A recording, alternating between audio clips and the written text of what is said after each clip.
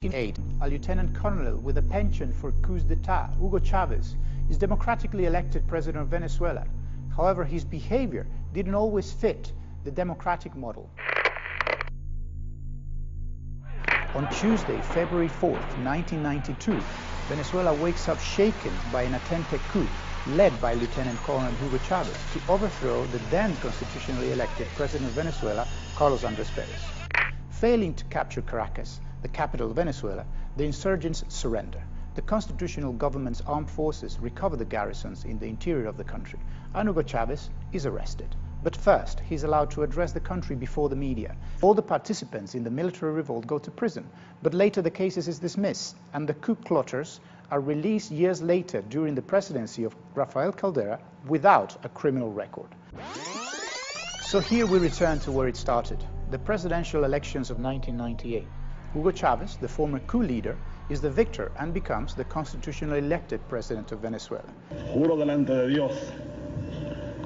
With Hugo Chavez in power, Cuban dictator Fidel Castro will finally fulfill his longing to expand, finance and perpetuate his revolution of taking hold of Venezuela. Si alguien ha cometido el error eres tú, nos has considerado un enemigo pequeño. From the very day of Hugo Chávez's presidential inauguration, he began to dismantle Venezuelans' democratic institutions until they became mere facades. In 1999, the newly elected president Hugo Chávez promotes a fundamental process to draft a new constitution and sideline the National Assembly, ending with a single blow nearly all the constitutional powers of the country, the legislative power, the moral power, and the judicial power. After several purges over the years, Chavismo ended up successfully hijacking the National Electoral Council, the Supreme Court of Justice, ministries, the armed forces, the oil industry, and the media. In the two presidential elections that Chávez won in 1998 and 2000, the voting population had been 6.5 million. So the voting population was 6.5 million, and the opposition would collect almost 3.5 million signatures in favor of launching the recall process. And it was also to be expected that there would be more yes votes than the number of signatures collected. Therefore, it was easy to conclude that with the remaining voters, President Chávez could never succeed in the referendum. Even without the yes votes, his regime wouldn't surpass the number of signatures. And now, Houston, we've got a problem. Una alianza estratégica con Cuba. Reinforcement came from Havana. Just before the referendum, a subordinate of the head of Cuba's intelligence services, Ramiro Valdés, and José Lavandero, vice dean of the University of Information Sciences of Cuba, began to advise Venezuela's National Identification Office. And so mission identity started. What could have been the solution? Subtract votes from the yes column and add them to the no column. And of course, raise the ceiling of the total number of votes to add those new votes to the no column. Do you believe that when citizens don't vote, their votes are stolen? Is this even a possibility? Is it feasible to use the gaps in the list of voters to turn them into votes? What's more, it is also possible to artificially create these gaps and then fill them with more votes. But of all the changes to the electoral system, the most controversial, even among the leaders of the opposition itself, was the electronic voting system, the Smartmatic machine.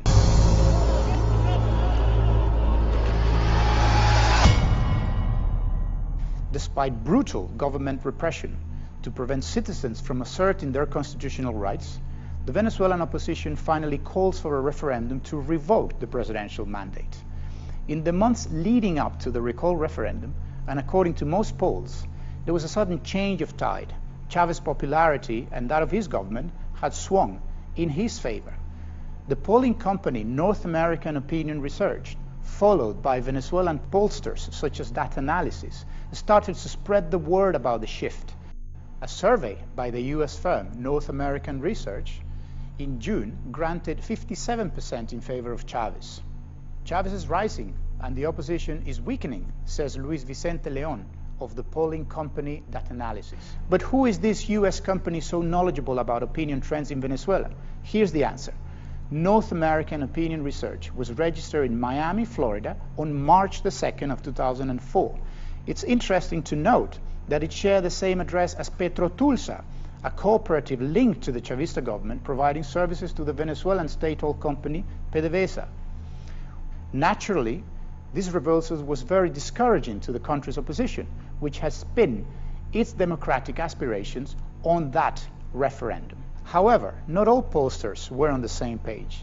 A survey of professors from Venezuela's Central University College of Statistics predicted a sizable win for the opposition. When a national newspaper reported the results of the survey, that edition was taken out of circulation due to government pressure.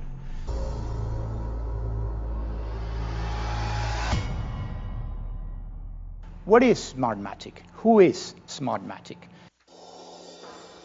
You really can't miss it. The yellow button at the back of the Sequoia voting machine. Tens of thousands of machines used in 16 states and Washington, D.C.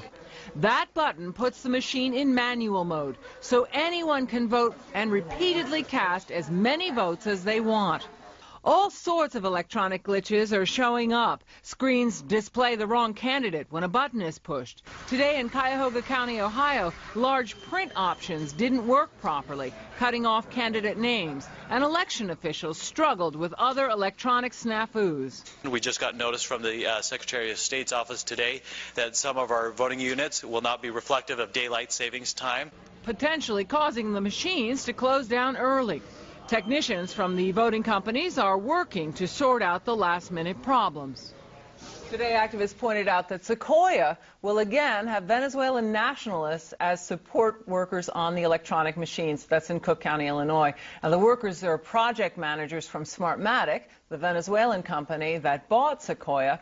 Election officials say they have no way of knowing how many Venezuelans will be there on Election Day, but they've seen some around. In the year 2000, a young Venezuelan engineer named Antonio Mujica registers Smartmatic's hardware and automation software with the United States Patents and Trademarks Office. That same year, from the same location in Boca Raton, Mujica also registers a company called Vista Corporation as an internet business service and software developer. Nobody knew until the Miami newspaper El Nuevo Herald published its findings was that the Venezuelan government had invested $200,000 in Vista Corporation, effectively buying 28% of the company that would produce the software for the voting machines. The Venezuelan opposition, however, never spoke out, not so in other parts of the world where Smartmatic was being challenged. So we're just wondering why, in the case of Smartmatic, you did not have this kind of a precaution to make sure that the times are synchronized with each other, because it would be anomalous, very obvious, Mr. Chairman. I understand, sir. With all due respect, it's an unforeseen situation. It's one unforeseen that even if fraud is committed, we would be able to trace it. We never said that fraud could not be committed, but you said we could trace it, and now you tell me that at 10 in the evening you could do it and we would never know. No, sir. I stand by our product, and we can trace everything that we do. I move that the unparliamentary remark like SOBs be taken out from the record. Yes, they should be taken off. My God! There was also no objection to the new voting system by the Carter Center, which was supposed to be the guarantor of transparency for the already murky Venezuelan elections. Just 7 months after Hugo Chavez's victory in the recall referendum, Smartmatic purchases Sequoia voting system, one of the largest voting automation companies in the world. The United States Congresswoman Carolyn Maloney, alarmed by this purchase, sends a letter to the Secretary of the Treasury in which she says, I am writing regarding possible investments by the Venezuelan government in Smartmatic, a voting machine company with business in the United States, and its acquisition of Sequoia. If Smartmatic only had a one-room office with only one secretary, how could a company of that size buy a bigger and better established voting company like Sequoia? If so, what guarantees credibility is an outside party that verifies that everything is in working order, that it's real, that is true, like in the $100 bill trick. Before the recall referendum, an audit was carried out, but it happened in the offices of Smartmatic, and it was the Electoral Council itself that unilaterally appointed the folks in charge of auditing the system, therefore violating the fundamental rule of any audit. The entity under review cannot review itself, nor was it possible to carry out a comprehensive audit of the software and hardware of the voting machines. These improprieties are pointed out in the report by the Carter Center, which, in spite of that, gave the green light to the system. So under these adverse conditions in 2004, Venezuelans take part in the recall referendum. Of course, Hugo Chavez wins, and his victory is endorsed by the Carter Center. The referendum takes place in a typical fashion. The electoral votes by pressing the touch screens on the brand new election machinery. The voting machine spits out a paper ballot to be placed in a ballot box. The voting ends. The devices are connected via intranet, and once the connection is complete, the machines print out the results in minutes. The ballot boxes are never opened. The ballots are never counted. Everything happens within the voting machines. It is an act of faith.